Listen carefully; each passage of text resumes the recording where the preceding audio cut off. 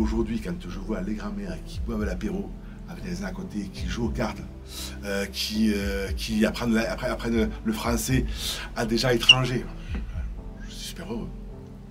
Aujourd'hui, le vivre ensemble, dans la VIA, c'est parfait. Saint-Gilles, pour moi, ça reste quand même la plus belle expérience de ma vie. Alors, quand on est serveur, cuisinier de base, serveur depuis 10 ans, et du jour au lendemain, on devient éducateur, on se trouve avec des usagers qui ont des vies extraordinaires. Alors moi, j'étais un gamin, j'avais 24 ans, la moyenne d'âge, c'était plutôt 40 ans. Je vivais avec eux au quotidien, on cuisinait, on les accompagnait sur tout ce qui est administratif, à l'extérieur, les démarches, on vivait avec eux. J'apprenais à aller à la pêche, on apprenait à coudre, à cuisiner, faire des activités toute la journée. Pour moi, ça a été une révélation de dire qu'on peut travailler, on peut accompagner les gens. On part à Marseille, je me suis retrouvé à Entracte Marseille, qui n'existe plus aujourd'hui, qui est dans les quartiers nord. Donc c'était l'accueil d'usagers de drogue aussi, Entracte, donc c'était entre le sevrage à l'hôpital et entre l'orientation en post-cure. Ils venaient là pendant un mois et on travaillait l'orientation, avec quel profil ils avaient et à quel endroit on pouvait aller ensuite. Donc j'ai commencé à bosser là. On était en fin d'année, peut-être en janvier 2006. Et je suis parti à Paris, Saint-Denis-les-Halles.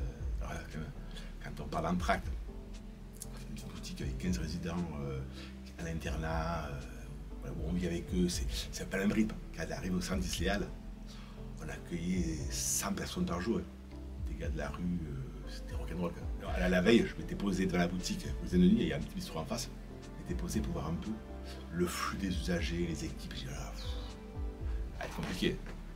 Pas le même boulot.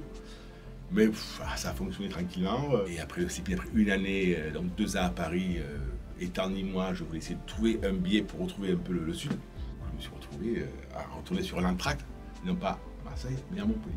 Mais j'ai quitté Entracte, là, en quelques semaines, pour partir sur les lits de soins de santé à Marseille. Alors là, on change de... C'est toujours chez le service, mais on change de public. Parce que l'usage des drogues, depuis 1994, j'étais plutôt rodé. Mais là, c'est du SDF, c'est du migrant, c'est déjà malade, donc le soin.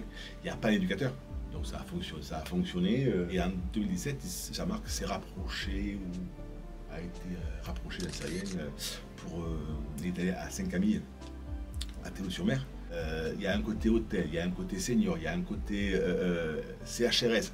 J'ai appelé Jean-Marc et j'ai dit, est-ce que tu voudrais que j'aille là-bas? Non, c'était pas mail, on verra, je te tiens au courant. C'était vendredi. Le lundi, sur un coup de fil de la directrice, Madame Mérisse Duval, la directrice senior, qui me dit, ouais, Jean-Marc, c'est ok, tu commences. Non, j'ai juste proposé, j'ai pas dit que j'allais y aller. Ah, si Jean-Marc a dit que c'était toi, tu pouvais venir.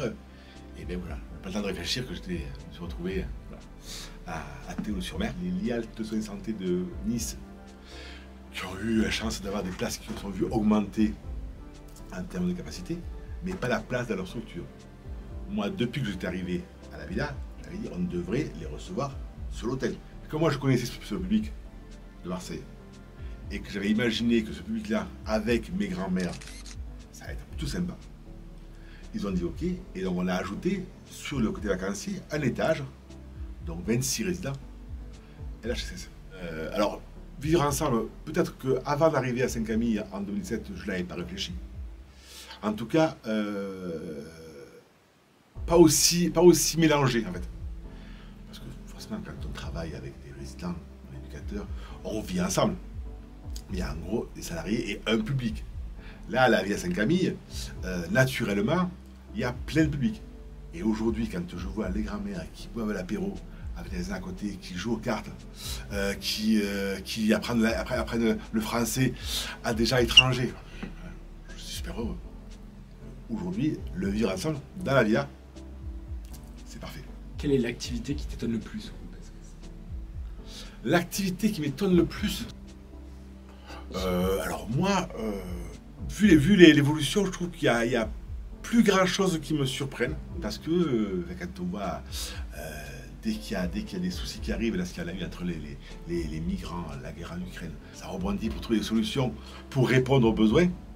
Alors je sais que le groupe, ça répond aux besoins.